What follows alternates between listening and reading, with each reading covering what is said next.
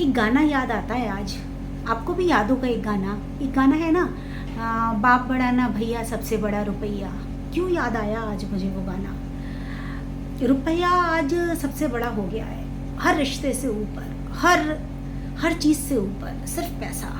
माना कि पैसा आज जो बहुत बड़ी ज़रूरत है हमारी ज़िंदगी की, और इतनी बड़ी ज़रूरत है, लेकिन सब कुछ तो नहीं है ना पैसा। रिश्तों से बड़ा पैसा। आप किसी की कितनी भी हाथ पैरों से सेवा कर लें या किसी के साथ कितना भी अपनापन कर लें, कुछ भी कर लें आप, लेकिन अगर ना पैसा नहीं खर्चा ना आपने, तो सारा कुछ किया हुआ आपका बेकार है। आप किसी भी रिश्ते में देख लो कि अगर आप पैसे से करते हो ना, आपके तोहफे भी पैसे से तोले जाते हैं। ऐसा ही एक वाकया मैं आपको बताती हूँ।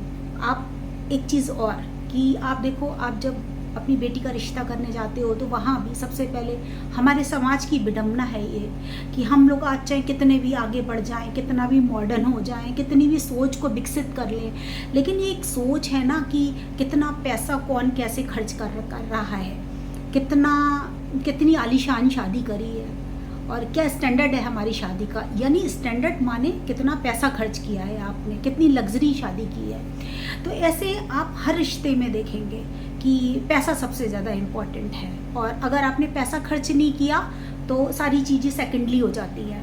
आपका व्यवहार, आपकी सेवा, आपका दिल और आपकी सच्चाई, आपकी ईमानदारी और आपका ज्ञान, सब कुछ सेकेंडली। सबसे पहले आदमी को क्या दिखता है? पैसा। चारों तरफ सिर्फ यही मानसिकता इतनी प्रबल होती जा रही है कि सच में बहुत दुख होता है कभी कभी कि ये मानसिकता कैसे बदलेगी लोगों की। आज हम किसी की रिस्पेक्ट भी तभी करते हैं जब उसके पास पैसा होता है। कोई महंगी गाड़ी से उतर रहा है, किसी के पास बहुत महंगा फ्लैट है, तो हम उसी तरीके से उसकी रिस्पेक्ट करते हैं। कोई आपके पास 2 पहियों की साइकिल से आ जाए, क्या आप उसको वैसे ही रिस्पेक्ट दोगे? नहीं दोगे ना। तो ये क्यों है हमारे समाज में? ये बहुत ही चिंतनीय और बहुत ही दुखद विषय है कि हम लोग सब कुछ पैसे से तोलते हैं। हमारे मन का जो तराजू है ना, उसके एक पलड़े पे पैसा रहता है और दूसरे पलड़े पे व्यक्ति रहता है। तो यही चीज़ जो है ना, इस चीज़ ने मुझे बहुत दुखी किया है। तो एक छोटी सी आपको अपनी कहानी सुनाती हूँ। शॉर्ट स्टोरी है, आप बोर नहीं होंगे, आप ध्यान से पूरा सुनिएगा। बहुत छोटी सी कहानी है। इस कहानी का नाम है संस्कारी बहू। प्रिया सरला देवी के ताने सुन सुन के थक गई थी। प्रिया उसकी बहू थी, सरला जो थी सास थी। रोज रोज किचकिच ने उसका जीना दुश्वार कर दिया था। वो सारे दिन घर में पिली रहती, सरला देवी के पैरों की मालिश करती, बगीचे की देखभाल करती, बाजार से सब्जी लाती, बच्चों की पढ़ाई, सब चीज़ों की जिम्मेदारी उसने बखूबी अपने कंधे पर ले रखी थी। फिर भी सरला देवी उस पर शोले बरसाती रहती। पड़ोस के शर्मा जी के घर में आज नया एसी आया था, बहू के मायके से। बात के कुछ शब्द सरला देवी ने जोर लगाकर बोले थे, यानी कि उन्होंने पड़ोस के घर में जो एसी आया था उसकी इन्फॉर्मेशन अपनी बहू को आकर दी और एसी शब्द पे बहुत जोर लगाया था। बाद में कुछ शब्द सरला जी ने जोर लगाकर बोले थे, हमारी तो फूटी किस्मत है जो ऐसी बहू मिली जिसके घर से कुछ भी नहीं आया। पूरी कॉलोनी में कितने अपमान का सामना करना पड़ा हमें। बहू के मायके से पैसा नहीं आया तो सरला देवी का अपमान हो गया। उन्हें कितनी संस्कारी बहू मिली है, इसका उन्हें रत्ती भर भी कद्र नहीं थी। प्रिया बस कुछ कुड़ के रह जाती। तानों का दुख और माँ बाप का अपमान उससे सहा नहीं जाता। चाहती तो बहुत कुछ कह सकती थी, पर पूरे घर में कलह ना हो, घर में शांति बनी रहे, इसलिए बस दिल मसोस के रह जाती। क्योंकि पैसों के सामने सेवा भाव उसका मुमूर्ष हो गया था, बेकार हो गया था। आज सुबह सुबह फिर घर में हंगामा खड़ा हो गया था। प्रिया ने पर्दे की ओर से झांका। लगता है सासू जी पड़ोस से फिर कुछ नया देख आई है। जब जब उसकी सास पड़ोस में जाती है, कुछ नया देख कर आती, तो उनके घर में बवंडर होना तो तय था। हाय मैं मर गई, सासू जी का बिलाप सुनकर प्रिया लपक कर बाहर भागी। देखा तो फिसल कर गिर गई थी। प्रिया झटपट डॉक्टर के पास लेकर गई। वहां पता लगा कि उनके पैर में फ्रैक्चर हो गया है। सरला देवी प्लास्टर के साथ बिस्तर पर पड़ गई। प्रिया मन ही मन कुछ ठान चुकी थी। बहू ने कुछ ठान चुकी थी कि उसको क्या करना है। अब देखिए आगे कि वो क्या करती है।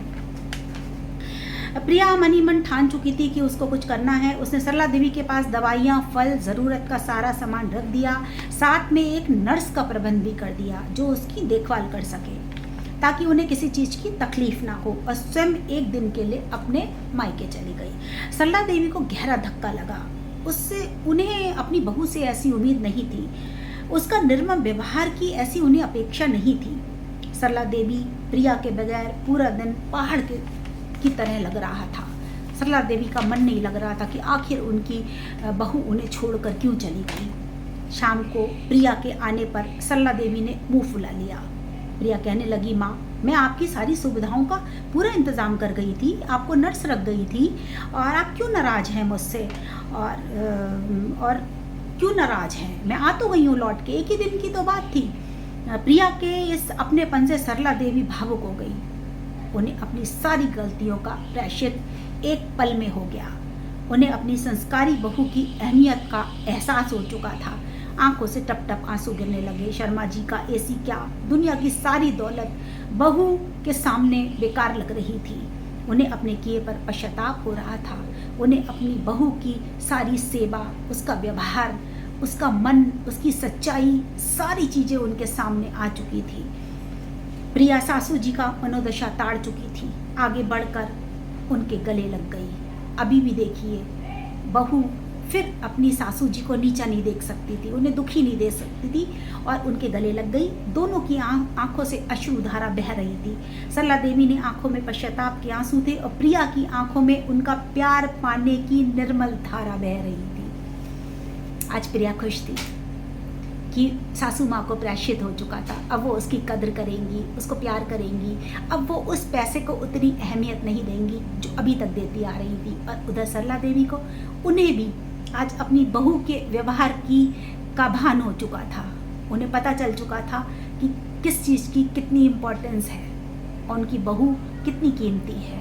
उसके सामने शर्मा जी की बहू के मायके से आया एसी, ये किसी के यहाँ से कुछ भी आई चीज़ बिल्कुल दो कौड़ी की लग रही थी, और उन्होंने अपनी लाखों की बहू को सीने से लगा रखा था।